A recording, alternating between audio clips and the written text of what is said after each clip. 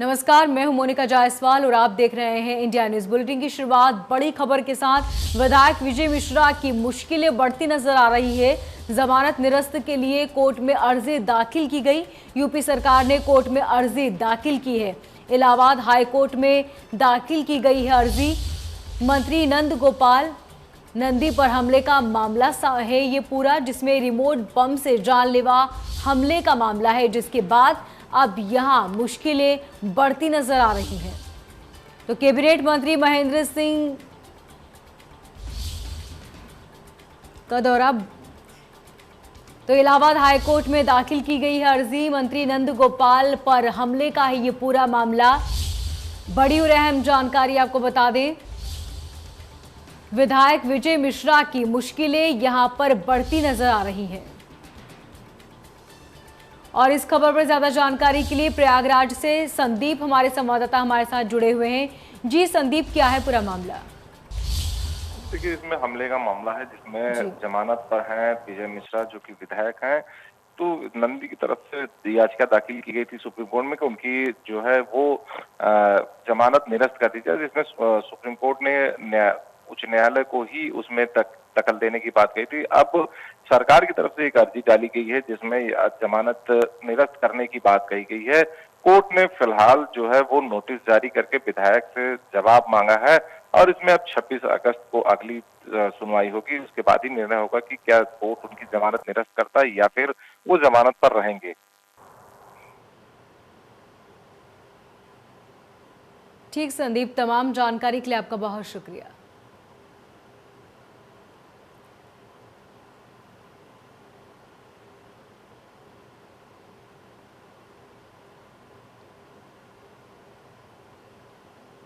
राष्ट्रपति रामनाथ कोविंद ठीक 18 महीने बाद अपने शहर आ रहे हैं। वो कानपुर में 3 दिन रहेंगे। आज शाम 7:30 बजे वो ट्रेन महाराजा एक्सप्रेस से सेंट्रल स्टेशन पहुंचेंगे। यहां राज्यपाल आनंदीबेन पटेल और मुख्यमंत्री योगी आदित्यनाथ उनकी अगुवाई करेंगे। इसके बाद राष्ट्रपति और राज्यपाल सर्किट हाउस जाएंगे, जबकि मुख्यमंत्री लखनऊ लौट जाएंगे। राष्ट्रपति बनने के बाद कोविंद पहली बार 3 दिन के प्रवास पर कानपुर आ रहे हैं। इस प्रवास में वे कानपुर देहात स्थित अपने पैतृक गांव भी जाएंगे। कानपुर आते समय राष्ट्रपति की विशेष ट्रेन से उनके गृह जनपद पहुंचेगी। स्टेशन पर 15-15 मिनट ये ट्रेन रुकेगी। इसके बाद राष्ट्रपति सीधे कानपुर उतरेंगे। 26 जून को राष्ट्रपति का पूरा दिन रिजर्व है। इस दौरान वो शहर के 50 से ज्यादा लोगों से मुलाकात करेंगे। 27 जून को राष्ट्रपति सुबह 9 बजे हेलीकॉप्टर से अपने पैतृक गांव परौख पहुंचेंगे। यहां अलग अलग कार्यक्रमों में हिस्सा लेंगे और साथ ही परिजनों, मित्रों और जनप्रतिनिधियों से और ग्रामीणों से भी मुलाकात करेंगे। शाम करीब 6 बजे तक राष्ट्रपति फिर से कानपुर नगर में सर्किट हाउस पहुंचेंगे। वो रात्रि विश्राम के बाद 28 जून की सुबह 10 बजे विशेष ट्रेन से लखनऊ रवाना हो जाएंगे। मुख्यमंत्री 27 जून को अपने गांव पहुंचेंगे।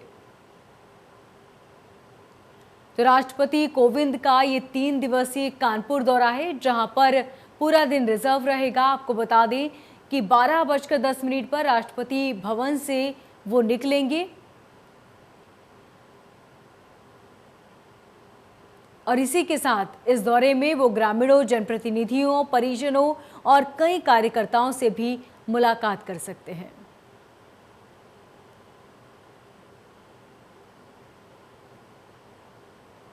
तो 12:30 बजे ट्रेन से कानपुर के लिए रवाना होंगे रामनाथ कोविंद।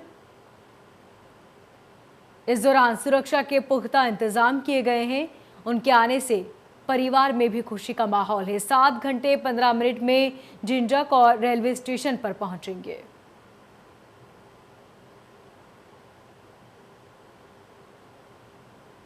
इसी के साथ सर्किट हाउस में रात्रि विश्राम भी करेंगे राष्ट्रपति। इस दौरान राज्यपाल और सीएम योगी उनकी अगुवाई करेंगे, जिसके बाद सीएम योगी लखनऊ के लिए रवाना हो जाएंगे। वहीं राष्ट्रपति और राज्यपाल दोनों ही सर्किट हाउस के लिए रवाना होंगे।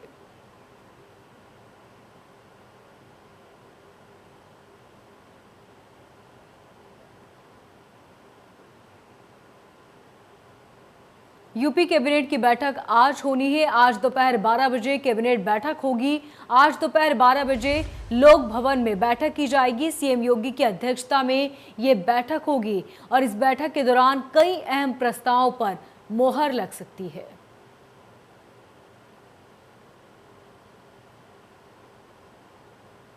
तो लोक भवन में ये बैठक आयोजित की जाएगी। सीएम योगी की अध्यक्षता में होगी बैठक। तो वहीं उन्नाव में हत्या आरोपी से पुलिस की मुठभेड़ हुई। निशानदेही पर बच्ची का शव कुएं से बरामद किया गया। जवाबी फायरिंग में अभियुक्त घायल हुआ। घायल आरोपी जिला अस्पताल में भर्ती कराया गया। आरोपी ने बच्ची से छेड़खानी के बाद उसकी हत्या कर दी थी। पूर्वा कोतवाली क्षेत्र के तारागढ़ी गांव का ये पूरा मामला बताया जा रहा है, जहां पर आरोपी ने पहले बच्ची के साथ छेड़छाड़ की और उसके बाद बच्ची की हत्या कर दी। फिलहाल पुलिस ने आरोपी को गिरफ्तार कर लिया है और फायरिंग में आरोपी घायल हुआ, जिसे इलाज के लिए अस्पताल में भर्ती कराया गया है।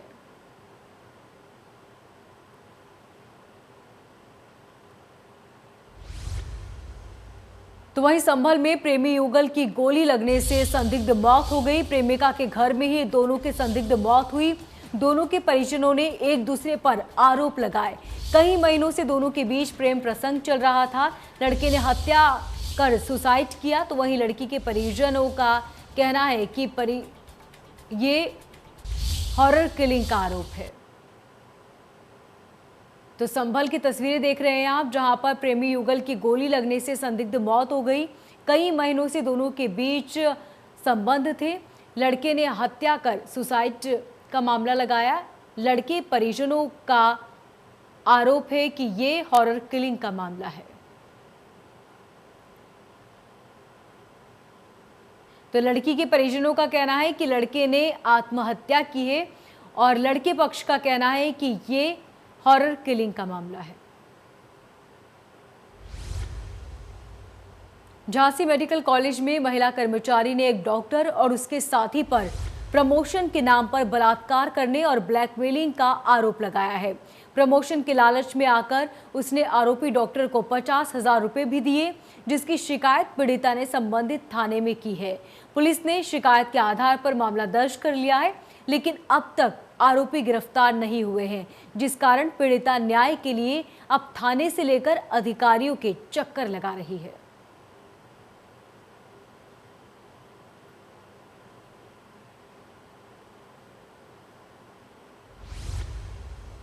यूपी के बांदा में स्वास्थ्य विभाग के अफसर प्रधानमंत्री मोदी और मुख्यमंत्री योगी के सपने को पतीला लगाने में जुटे हुए हैं। तीसरी लहर से पहले यहां सरकार चाहती है कि अधिक से अधिक वैक्सीनेशन हो जाए, लेकिन उसे करने की बजाय बांदा जिले के अफसर वैक्सीनेशन के फर्जीवाड़े में जुटे हुए हैं। ताज़ा मामला बांदा का है, जहां पर सर्वोदय नगर निवासी बुजुर्ग महिला शांति निगम को बीती 27 अप्रैल को हृदय गति रुकने से निधन हो गया। बुजुर्ग को कोविशील्ड की पहली डोज दी गई थी और दूसरी बाकी थी, लेकिन दूसरी खुराक लग पाने से उससे पहले ही उसका निधन हो गया। लेकिन स्वास्थ्य विभाग ने उनकी मौत के 2 महीने बाद उनकी दूसरी डोज का फर्जी टीकाकरण कर उन्हें पोर्टल पर वैक्सीनाइट दिखा दिया। बुजुर्ग महिला के परिवार को जब इस संबंध में मैसेज मिला तो मोबाइल नंबर प्राप्त हुआ, जिसके बाद वो हैरान हो गए। मृतक महिला की नाती ने अपनी दादी के नाम पर फर्जी वैक्सीनेशन कर टीके की कालाबाजारी का आरोप लगाया। वहीं इस मामले में सीएमओ ने दोषी कर्मचारियों के खिलाफ जांच के आदेश दिए हैं।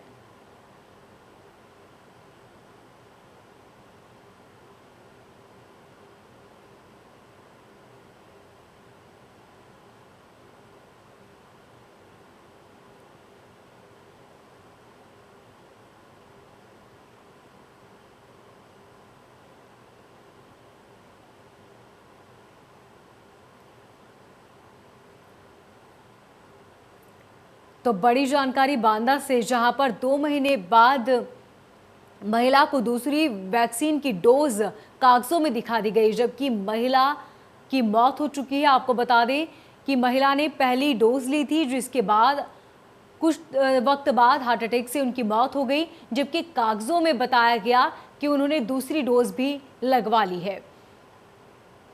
जिसके बाद परिजनों ने मामले में संज्ञान में लेते हुए अधिकारियों को जांच के आदेश दिए हैं। इसके बाद स्वास्थ्य महकमे में जिम्मेदार स्टाफ इसके लिए कितने जिम्मेदार हैं और उन पर क्या कुछ कार्रवाई की जाएगी, ये देखने वाली बात होगी। लेकिन इस तरह का फर्जीवाड़े का मामला जो सामने आया, ये वाकई चिंता का विषय है कि जिस महिला की मौत हो चुकी है, कागजों में वो अब भी जिंदा है। जी हाँ, उन्हें कोविशील्ड की दूसरी डोज के लिए पेपर भी बता दिए गए और मोबाइल पर जब ये मैसेज आया दूसरी डोज का, उसके बाद परिजन हैरान हो गए क्योंकि पहली डोज के बाद महिला की मौत हो चुकी है।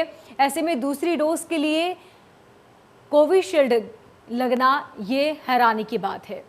और तस्वीरें देख रहे हैं आप, जहां पर आपको बता दें कि जब भी हम कोरोना की वैक्सीन लेते हैं या पहली या दूसरी डोज लगाने के बाद हमें मोबाइल पर मैसेज मिलता है और महिला की मौत हो जाने के बाद भी उसे कागजों पर दूसरी डोज दिखा दी गई। यानी कि आंकड़े यदि हम देखें वैक्सीनेशन के तो वो बहुत ज़्यादा होंगे, लेकिन क्या उन लोगों को वाकई वैक्सीन लगी है, इस बात का संशय है।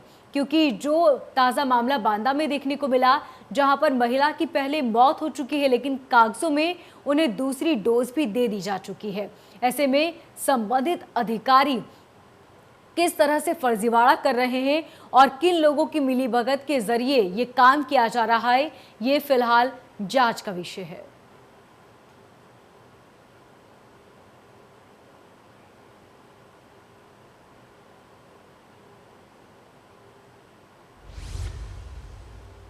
तो वही कौशाम्बी में अनियंत्रित डंपर ने बाइक में टक्कर मार दी। हादसे में एक युवक की मौके पर ही मौत हो गई, जबकि एक युवक गंभीर रूप से घायल है। पुलिस ने शव को पोस्टमार्टम के लिए भेजा है। कानपुर से शादी समारोह में शामिल होने के लिए आए थे दोनों। सराय अकेल थाने की तरना गांव में शादी थी, जिसमें शामिल होने के लिए दोनों आ रहे थे। इस दौरान सड़क हादसे में एक व्यक्ति की मौत हो गई, जबकि एक व्यक्ति गंभीर रूप से घायल है। आपको बता दें, अनियंत्रित डंपर ने बाइक को टक्कर मार दी, जिससे बाइक सवार व्यक्ति की मौत हो गई, जबकि एक व्यक्ति घायल बताया जा रहा है। और ज्यादा जानकारी के लिए संवाददाता राकेश हमारे साथ फोन लाइन पर बने हुए हैं। जी राकेश, डंपर चालक की क्या गिरफ्तार किया गया है? आपको बता दो, ये बीती रात की घटना है। सरायकेल थाना क्षेत्र के तरना गांव, दो युवक कानपुर से एक शादी समारोह में शामिल होने बाइक से जा रहे थे। तो आ रहे सामने से अनियंत्रित डंपर ने उनको टक्कर मार दी, जिसमें एक युवक की मौके पर ही मौत हो गई थी, एक युवक गंभीर हालत हो गई थी। जिसकी सूचना पहुंची सरायकेल पुलिस ने इलाज के लिए जिला अस्पताल भेज दिया था। मौके का फायदा उठाते हुए डंपर ड्राइवर मौके से फरार हो गया है। पुलिस ने शव को कब्जे में लेकर पोस्टमार्टम के लिए भेज गया और ड्राइवर गिरफ्तारी के लिए प्रयास कर रही है। राकेश, इसके अलावा बताया जा रहा है कि एक व्यक्ति घायल है, उनकी क्या स्थिति है? आपको बता दें कि वो घायल व्यक्ति को जिला अस्पताल में भर्ती करा गया, जहां पर उनकी हालत अभी भी नाजुक बताई जा रही है। ठीक राकेश, तमाम जानकारी के लिए आपका बहुत शुक्रिया।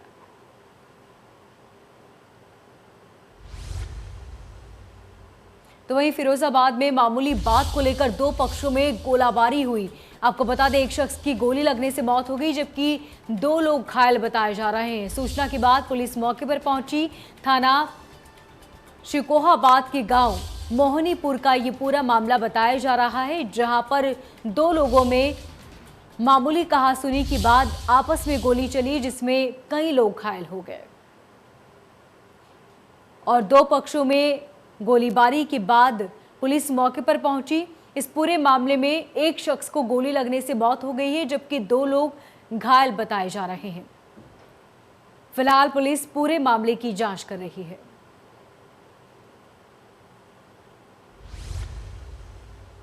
तो वहीं रामपुर में शव ले जाने के लिए वाहन नहीं मिला, जिसके बाद ठेले पर लाद कर शव को परिजन अपने घर ले गए। एम्बुलेंस वाले रुपये मांग रहे थे। पीड़ित परिजनों का कहना है कि रुपयों की मांग की जा रही थी, इसलिए उन्होंने एम्बुलेंस को कॉल नहीं किया और वो खुद ही बुजुर्गों को मौत के बाद ठेले पर लेकर अपने घर ले जाने के लिए पहुंचे। इंद्रप्रस्थ कॉलोनी का ये पूरा मामला बताया जा रहा है।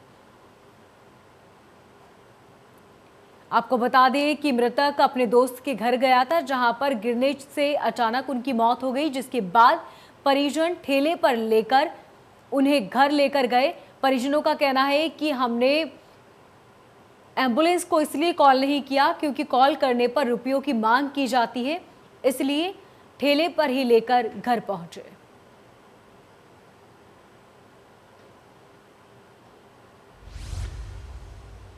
उत्तर प्रदेश में धर्म परिवर्तन के बड़े खुलासे के बाद शाहजहांपुर में भी धर्म परिवर्तन का एक अजीबोगरीब मामला सामने आया। यहां की रहने वाली युवती ने महज दुबई एयरपोर्ट पर मोटी सैलरी पर नौकरी हासिल करने के लिए अपना धर्म परिवर्तन कर लिया और हिंदू से मुस्लिम बन गई। रेनू से आयशा बनी मुस्लिम युवती का कहना है कि उसने अच्छी और अपनी मर्जी से धर्म परिवर्तन किया है। थाना तिरहर क्षेत्र के फरीदापुर गांव की रहने वाली रेनू गंगवाल दिल्ली एयरपोर्ट पर एविएशन डिपार्टमेंट में नौकरी करती है।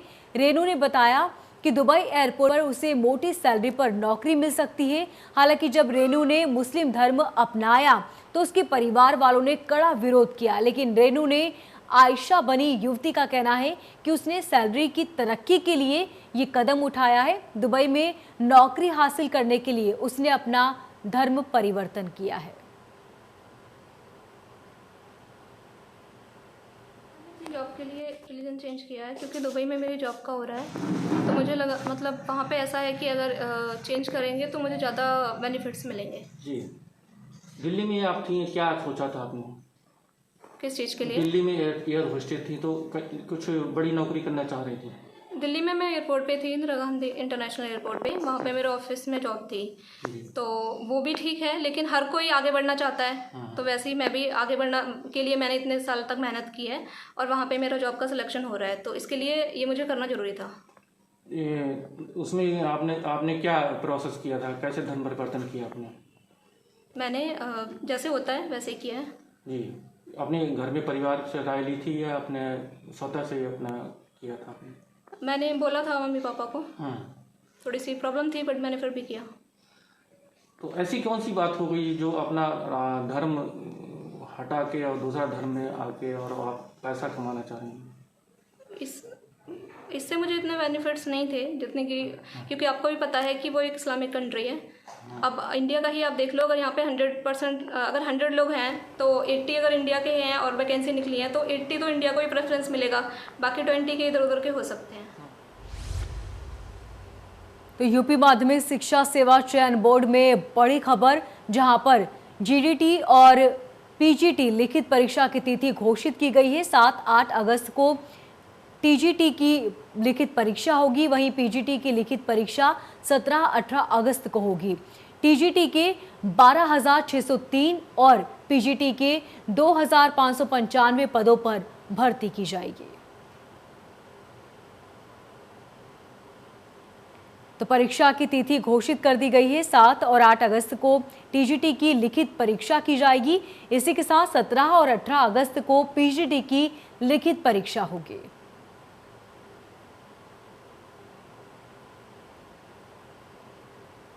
तो वहीं 24 अगस्त को भारत दर्शन स्पेशल ट्रेन चलेगी। IRCTC चलाएगा 24 अगस्त को भारत दर्शन ट्रेन। भारत दर्शन ट्रेन 7 ज्योतिर्लिंगों के दर्शन करवाएगी। द्वारिका, स्टैच्यू ऑफ यूनिटी के कारण दर्शन 7 सितंबर को लौटेगी। भारत दर्शन ट्रेन गोरखपुर देवरिया से बैठने की भी यहां पर सुविधा मिलेगी। तो 7 दिसंबर को लौटेगी भारत दर्शन ट्रेन, माफ कीजिएगा 7 सितंबर को लौटेगी ट्रेन और 24 अगस्त को चलेगी भारत दर्शन ट्रेन। इसके जरिए दर्शन कराए जाएंगे। IRCTC 24 अगस्त को चलाएगा भारत दर्शन ट्रेन, 7 ज्योतिर्लिंगों के दर्शन कराएगा। इसके साथ ही द्वारका, स्टैच्यू ऑफ यूनिटी के भी दर्शन कराए जाएंगे। 7 सितंबर को लौटेगी भारत दर्शन ट्रेन। तो ये देश में फिर से कोरोना के 50,000 के आसपास केस मिले हैं। पिछले 24 घंटे में कोरोना के 51,225 नए केस देखने को मिले। एक दिन में कोरोना से 1324 मरीजों की मौत हुई, तो वहीं 63,674 मरीजों को डिस्चार्ज किया गया। अब देश में सिर्फ 7 लाख के करीब एक्टिव केस हैं। ये केस हालांकि बहुत ज़्यादा है अब भी, लेकिन पहले के मुकाबले आंकड़ों में बहुत कमी देखने को मिली। जागरूकता भी बढ़ी है। यही वजह है कि वैक्सीनेशन के लिए भी लोग आगे आ रहे हैं और वैक्सीनेशन के आंकड़े में लगातार बढ़ोतरी हो रही है। रिकवरी दर भी बेहद बड़ी है। यहां रुकेंगे एक छोटे से ब्रेक के लिए, जल्द हाजिर होंगे।